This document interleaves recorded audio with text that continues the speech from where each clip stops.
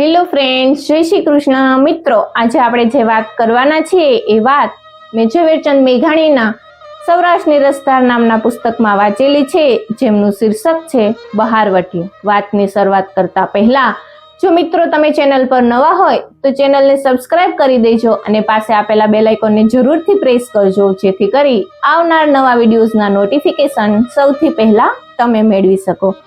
વાતની શરૂઆત કરીએ. બહારવટિયું. ઈડર શહેરમાં કાઠિયાવાડના અમરેલી ગામથી કોઈ જ્યોતિષ જાણનારો બ્રાહ્મણ આવ્યો છે.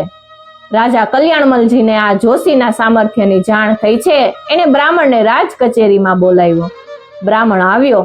એને મહારાજને પ્રશ્ન કર્યો, મારું મોત કહી દેશો જોશી? અરે, મારું જીવાડવું એ તો પ્રભુના હાથની વાત છે રાજાજી. હું તો ફક્ત જન્મોત્રીના આંકડા માંડી અને ભવિષ્ય ભાંકું છું. મારું ભવિષ્ય જોશો? આટલા બધા માણસોની વચ્ચે કહેવડાવવું રેવા દ્યો ને મહારાજ, ફરમાવો તો હું આપને એકાંતે મળું. ના ના જોશી, આ તમામ મારા માટે જીવ દેનારા રજપૂતો છે, એનાથી મારે અંતરપટ ન હોય. કહો જે કાંઈ મારી જન્મકુંડળીમાંથી નીકળતું હોય તે. ઠીક, ત્યારે બાપુ, આજથી 29મે દિવસે તમારે માથે વીજળીની ઘાત છે. મધ્ય ચૈત્ર માસ ચાલતો હતો. આભમાં વાદળાનું ધાબું પણ ન હતું. રાત પડતા નક્ષત્રો નિર્મળ તેજે ચળકે છે. આભને આગે આગે ને ખૂણે વરસાદના વાવળ નથી. કલ્યાણમલજી જોશીની વિદ્યા ઉપર મીઠું મીઠું હસ્યા. મહારાજ, જોશીએ જમદૂતની મક્કમ વાણીમાં કહ્યું, આ આંકડાની ગણતરી છે વિધાતાના લેખ જેવી. 29મે દિવસે જતન રાખજો, અને ગણતરી ખોટી પડે તો જનોઈ બાળીને પી જાવ. એમ નહીં મહારાજ, જુઓ, તમારું ભાઈખું જૂઠું પડે તો જન્મકેદ દઈશ, અને સાચું પડશે તો ઈડર રાજ્યનું એમ ગામ આપીશ. લાવો ત્રાંબાનું પતરું. ત્રાંબાનું પતરું મંગાવી કલ્યાણમલે એક ગામનો પટ્ટો કરી અને કારભારીને સોંપ્યો. આજ્ઞા દીધી કે 29મો દિવસ ઉતરી ને 30મો દિવસ ઉગે, અને જો વીજળી પડી હોય તો આ બ્રાહ્મણને લેખ સુપરત કરજો. બ્રાહ્મણને નજરકેદ રાખવામાં આવ્યો, અને 29 દિવસની અવધિ ઓરીને ઓરી આવવા લાગી. થતા થતા તો 22 દિવસ ઉગ્યા અને આથમ્યા.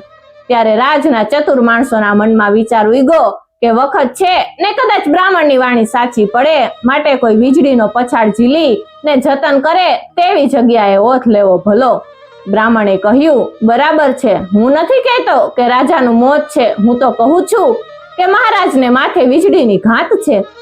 કોઈ સારો ઓથ લઈ અને તમે એ ઘાત મોડી પાડી શકશો. ઓથ લેવાય એવું તો આપણા જોધપરિયા ડુંગરિયાનું ભોયરું. એમ જાણનારાએ જાણ દીધી. જોધપરિયાના ભોયરામાં છેલ્લું અઠવાડિયું વિતાડવું નક્કી થયું. ભોયરામાં સાફસૂફી થઈ અને સરંજામ પહોંચ્યો. વાદળની સાથે વાતો કરતો, જુગ જુગથી વીજ વરસાદને તોફાનના ઘા ઝીલતો કાળો જોધપરિયો કાળના હૈયામાં ખટકતી ખીલી સરીખો ઈડરની ધરતી ઉપર પડછાયા નાખતો અને ગરુડ પંખીઓને આશરો દેતો ઊભો છે. એની ભેરવી ટૂંકને માથે કાળનો એક પણ ઘા ફૂટ્યો નથી. કોઈ વ્રતધારી જોધો જાણે કવચ પહેરીને આઠેય પહોરની આલબેલ દેતો ઊભો છે. એવી અટંકી ડુંગરીના પલોઠી નીચે મોટી દરબાર કચેરી સમાય તેવડું પોલાણ પથરાયેલું છે. એ પોલાણની અંદર 22મા દિવસની સંધ્યાને સમયે રાવ કલ્યાણજીએ પોતાની થાળીમાંથી કોળીઓ લેનાર તેવડા ને બુઝુર્ગ મળી અને 500 સંગાથીની સાથે રહેઠાણ આદર્યું. રોજ રાતે ગણા બજાણા રંગારંગ રેલાવા લાગ્યા. 7 દિવસમાંથી એક દિવસ વીતો, બીજો દિવસ ઉગી નીકળ્યો અને ઈ આય થઈમો. 3જા દિવસની જડ લાગી. તેમ તેમ તો રાવ કલ્યાણજીની નજર ખેંચાતી જાય છે કે 500 સાથી સોનાની મુઠે તલવાર લઈ અને પોતાની ચોગમ વિરાસને ઝૂકતા હતા, તેમાંથી રોજ રોજ થોડા થોડા સરકી અને ઘર ભેરા થવા લાગ્યા છે. કાળના મોઢામાં ઓરવા માટે જે રાખી મૂકેલા તે જ જોધાઓ આમ ઓછા થાય છે. તેથી રાવને તો કંઈ વહેમ નથી આવતો. કંઈક કામે જતા હશે, કંઈક મારા રક્ષણનો ઉપાય વિચારવા જતા હશે, એવો અર્થ કરી અને રામ મન વાળે છે. પણ એમ જોતા જોતા 29મા દિવસનું પ્રભાત પડ્યું અને આભને આરે કાળના કાફલા નાંગરતા હોય તેવા વાદળની આવજા મંડાઈ ગઈ. એક ફોર, બીજો ફોર અને 3જા પહોરે તો દોવડા અને ચોવડા થર બાંધી અને વાદળે આભમાં ટપાટપ જમાવટ કરી દીધી. કાળના ડમરું બાજતા હોય તેવી ધણેણાટી અને ધંધુમલે ગગનમાંથી ઉઠવા લાગી. પ્રલયના નગારા માથે કાળ ભેરવો વજની દાંડી વડે ધોસા દેવા લાગ્યા. કોઈ મંત્ર જાણનારે મંત્ર છાટી અને મોતની સેનાને જગાડી મૂકી છે. કલ્યાણમલજીના હાથમાં હોકાની નળી રહી ગઈ છે અને એને વીંટી અને હવે 100 જ સાથી બેઠા છે. એમાંથી તો એક પણ ઓછો થવાની બીક નથી. પણ જેમ જેમ તોફાનના મંડાણ જામતા ગયા અને આગના ગડેડાટથી જોધપર્યો ડુંગર ગુંજવા લાગ્યો તેમ તેમ કલ્યાણમલે દીઠું કે પોતાની હજુરમાંથી એક પછી એક સાથી નોખા નોખા બહાર બતાવી અને લપાતા લપાતા સરકતા જાય છે. એમ થાતા થાતા બપોરનું ટાણું થયું. ત્યાં તો 500 માંથી 495 ફટક્યા મોતી વીણાઈ વીણાઈને બહાર નીકળી પડ્યા અને બાકી રહ્યા 80 વર્ષના 5 બુઢાઓ.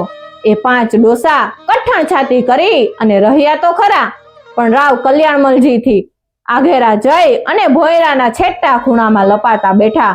પોતાના અન્નદાતાની પાસે બેસવાની તો એને પણ વીજળી પડવાની બીક હતી. દુનિયા વાહ દુનિયા એવા 3 નિશ્વાસ રાવના હૈયામાંથી નીકળી પડ્યા. મરક મરક મુખ મલકાવી ને રાજા પોતાના ઓલવાતા હોકામાંથી જોર કરી કરી અને ઘૂંટો તાણવા લાગ્યા. બીજી બાજુ ગગનની પ્રલયકારી અસુર સેનામાં વીજળીનો વધારો થયો. ઘડી આભના અંતર ભેદતી ને ઘડી ધરતીને માથે ગળથોલા ખાતી વીજળીએ મહાઘોર નટારંભ માંડ્યો. કડડડ કડડડ 3 કટકા થઈ અને ડુંગરને હલમલાવા લાગી. પીળા લાલ અને આસમાની રંગે ડુંગરો રંગાવા લાગ્યા. હમણાં ડુંગરની શિખર ખડેડી અને ભૂક્કો બની જશે એવી ઘડીઓ ગણાતી થઈ. ઈડર શહેરને ગઢે કોટે કાંગરે ઝાડવે અને ઝરૂખે હજારો માનવી ચડી ચડી અને જોધપર્યા ડુંગર માથે મોતની આશાબાજી મંડાણી હતી તે નિરખી રહ્યા. ઘડીક જડડડ અજવાસ, ઘડીક ઘોર ઘોર અંધારું, કડેડાટ અને પવનના સુસવાટા. હમણાં ડુંગર તૂટશે એ તૂટ્યો એ ફળાફળ. મહેલમાં માળાઓ લઈ અને હર હર ઘર કરતી બેસી ગયેલી રાણીઓ અને હૈયે હૈયું દડાય તેવી મેદની અને વચ્ચે કલ્યાણમળ હોકાનો ઘૂંટો તાણતા મોંમાં આંગળી નાખી અને અચળ બેઠા છે. એવા સમયે ઈડરના સીમાડા માથે એક સાંઢિયો પોતાની પીઠ ઉપર 2 બોકાનીદાર પડછંદ અસવાળોને ઉપાડી અને ચાલ્યો આવે છે. જમીન ઉપર લા બળતી હોય એવા છબ્યા પગ માંડતો, ડીલને નિડોડી ને 15 હાથ માથે ઝાંફો ભરતો, પોતાની ડોકને છેક અસવારના ખોળામાં નાખી દેતો, કટકા કરી નાખે તો પણ કણકે નહીં એવો અને પા ગાઉની માથેથી પણ માનવીના પગલા કડીને ખેતરવા જેટલે આઘે તરી એ બારવટિયાની રીતનો જાણનારો અસલ થરનો ઊંડ એ ડુંગરિયા પંથ કાપતો આવે છે. માથે બેઠેલ અસવારો દૂધ મલ્યા જુવાનો જ છે. એમનામાં એકનું નામ કલ્યાણ સંઘ અને બીજાનું નામ ઉમેદ સંઘ. બેયની કમરે તલવારો લટકે છે અને બેયના ખોળામાં લાંબી નાડીવાળી અખ્યાત બંદૂક છે. ઉમેદા, મોટા અસવારે યાદ કીધું. બોલો ભાઈ ઉમેદા, જોજે હો થડકારો થાય નહીં. આજ નાનકડી લૂંટમાં કોક બિચારા નવાણિયાને કૂટવામાં નથી રોકાવું. બહુ વાર બાપડા નિર્દોષના માથા ઉતર્યા છે. આજ તો ઈડર રાજનો મૂછવાળો હોય તેવાને જ ફૂંકી દેવો છે હો. ભલે ત્યાં કટકા થઈ જઈએ. મોટા ભાઈ મુંજાવમાં આ વખત છેલ્લી વારના જુવાર કરીને જ નીકળ્યો છું અને અબડખા નથી રહી. ગળગળ આવી ગયા છીએ. આજ તો એને મારી ને એના રુધિરમાં આપણી દાઢી મૂછોના કાતરિયા ભીંજવવા છે. ટીટોયની જાગીરનું એક છોકરું પણ જીવતું રહે ત્યાં સુધી ઈડરના ધણીને નિંદર ન કરી શકે એવી રીતે આજ મરી જાણવું છે હો ભાઈ. બહુ સારું ભાઈ. આહાહા, પણ આ શું મામલો? ગઢનો કાંગરે કાંગરો ને ઝાડની ડાળીએ ડાળી આજ સજીવન કાં? કાળી રાતે ક્યાંય નહીં ને જોધપરિયા સાથે વીજળીના કાગળ થોલા ખાય. અરે પણ સીમાડે ક્યાંય એંધાણ નહીં ને શહેરમાં મેઘાડંબર ને વાવાઝોડું ક્યાંથી? બંને જણા અજાયબીમાં ગરકાવ થઈ ગયા. ગગનના કડાકા સાંભળી ને બંનેની વજૂસી છાતી પર થડક થડક થઈ ને વાદળના વાજિંત્ર સાથે તાલ દેવા લાગી ગઈ. અજવાસના ઝબકારામાં બંનેની આંખો અંજાઈ લાવા લાગી.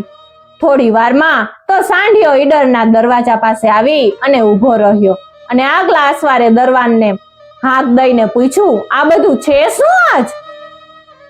ઉઘાડી તલવારે ટહેલતા પહેરાગીરે ટૂંકો ને ટચ ઉતર દીધો.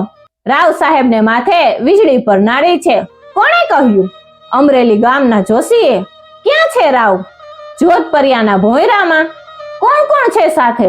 હતા તો 500, પણ અટાણે 5 રહ્યા છે, તે પણ આઘેરા જઈને બેઠા છે. ઉમેદા, સાંઢિયાને આકીલે જોધપરે, એમ કહી અને કલ્યાણ સંઘ પાછલા કાંઠામાં ટટ્ટાર થઈને બેઠો. જોધપરિયા માથે ઊંટ વહેતો થયો. કોટ ને કાંગરેની માનવી જોઈ અને સાંઢિયાના અસવારો જોધપરિયાને મરવા માટે જાય છે. વીજળીના અજવાસમાં ઊંટ અનેક રંગે રંગાતો આવે છે. ગડગડાટ કરી અને ખાઈ જવા તત્પર થયેલા આભ સામે છાતી કાઢી ને મરણિયો ઊંટ ફાડ ભરતો ચાલ્યો જાય છે. અસવારોએ ડુંગરાની તળેટીમાં ઊંટ ઝાકર્યો. ઊંટ ઝૂક્યો ન ઝૂક્યો ત્યાં તો બંને અસવાર સપાટામાંથી ઠેકડા મારી અને ઉતર્યા. ભોંયરાને બારણે દાખલ થયા. ઉમેદા, જોજે હો, તું કાંઈ કરતો નહીં, હું જ હિસાબ ચૂકવીશ, એટલું કહી ને કલ્યાણ સંઘ દાખલ થયો. અંદર જઈને જુએ તો હલમલીને તૂટું તૂટું થતા ડુંગરની નીચે જીવતા માણસનું પ્રેત બેઠું હોય તેવા રાવ કલ્યાણમલને બેઠેલા દીઠા, એકલો નિરાધાર અને મરતાની અણી ઉપર. કલ્યાણ સંઘના અંતરમાં ઉભરો આવ્યો. આ હા હા, મારો ભાઈ ઈડરનો છત્રપતિ એકલો? મોટા ભાઈ, ભારી લાગ મળ્યો, ફૂકી દઉં છું, જય મોરલી, એમ કહી ને જ્યાં ઉમેદ સંઘ બંદૂક ઉગામવા જાય છે ત્યાં તો કલ્યાણ સંઘે ઉમદાનો હાથ જાયલો. ઉમદા, જામગીરી ઓલવી નાખ. બેઉ ભાઈ રાવની પાસે જઈને ઉભા રહ્યા. કોણ તમે? બોલતા જ રાવનો અવાજ ફાટી ગયો. અમે કોણ? નથી ઓળખતો બાપ? તે રાન રાન ને પાન પાન કરી નાખેલા તારા ભાઈ ઓળખ્યા કે નહીં? એટલું કહી ને બંને જણાએ બુકાની છોડી સુસવતા વાયરામાં બંનેની વાંકડી મૂછો ફરકી રહી. આ કોણ? કલ્યાણ, ઉમદા, તમે આવી પહોંચ્યા? હા બાપ, અટાણે ન આવીએ તો પછી ક્યારે? કહી અને કલ્યાણ સંગ કરડું હાસ્ય કર્યું. ભલે આવ્યા કલ્યાણ, ઉમદા, બ્રાહ્મણની વાણી સાચી પાડવા ભલે આવ્યા. તમારા મ્યાનમાં પણ વીજળી જ છે ને? ખેંચો ભાઈ. સાંભળી ને બહારવટિયાની આંખ પલળતી દેખાઈ. બહારવટિયા કાંઈ બોલી ન શક્યા ત્યાં તો કડડડ ડુંગરો કડેડો અને રાવે કહ્યું, કલ્યાણ સંઘ ભાઈ, તું ભાગી જા, હમણાં વીજળી પડશે. ભાગી જાવું હોત તો આવત જ શા માટે? અને તને બહુ વાલા હતા તે તો ભાગી ગયા. એની ભંભેરણીથી તો તે અમારો રોટલો છૂટવ્યો છે. એમ થતા તો કડડડ કડડડ બીજી વાર મોતનો સાદ પડ્યો અને મોટેરા બહારવટિયાએ કલ્યાણ સંઘ રાવનો હાથ જાયલો ને કહ્યું, ઉઠ, ભાગી જા, બહાર નીકળી જા. રાવે પૂછ્યું, અને તું? હું તો તારો નામોરી છું. ઉઠ, બ્રાહ્મણની વાણી ભલે સાચી પડે, હું ખાઈ પીને ઉતર્યો છું, તું તો લાખોનો પાલનહાર. હું ઉઠી ને તને મારી ઘાટ ઝીલવા દઉં? રામ રામ. ત્યાં તો કડોડો કરતો ત્રીજો કડાકો થયો. આબ તૂટી પડ્યું, ડુંગરો હલમાઈલો, ઉપરથી શિખર ચીરાણું. 12 સૂરજ ભેળા ઉગ્યા હોય તેવા ઉજાસ થયો અને એક પડમાં તો બહારવટિયા કલ્યાણ સંઘે રાવનું બાવડું ઝાલી ને ઘા કર્યો. રાવ આગેના ખૂણામાં જઈને પડ્યો અને ઉપરથી વીજળી પડી. બહારવટિયાના એ લાંબાવેલા હાથને ખોટો પાડી પાછી છલંગ મારી ગુફાના જાણે ચૂરા કરી નાખશે તેવી કિકિયારી કરતી તાંડવ રવતી ઇન્દ્ર મહારાજની સળગડતી શમશેર ગગન મંડળમાં પાછી ચાલી ગઈ. પલકમાં તો તોફાન સંકેલાઈ ગયું, જાણે સ્વપ્ન આવીને ઉડી ગયું. બ્રાહ્મણના અક્ષર સાચા પડ્યા. કલ્યાણ નામના 2 માણસોમાંથી એક ઉપર વીજળી ત્રાટકી અને બરાબર વખતસર રાજા કલ્યાણમલની ઘાટ લીધી. ભાઈ, મારો ભાઈ, એમ બોલતો રાવ આવી ને બહારવટિયાના પગમાં પડી ગયો. ગદગદ કંઠે કોઈથી કાંઈ બોલાયું નહીં.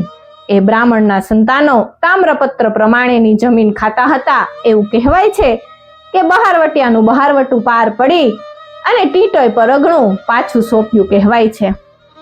મિત્રો, વિડીયો બનાવવાનો ઈરાદો કોઈ પણ વ્યક્તિ, જ્ઞાતિ, જાતિ કે ધર્મને કે કોઈને પણ ઠેસ પહોંચાડવાનું કે કોઈનું આડું અવડું બોલવાનું નથી, પરંતુ આ વિસરી રહેલી લોકવાર્તા, લોકકથા, લોક સાહિત્યની વાતોને લોકો સુધી પહોંચાડવાનું છે.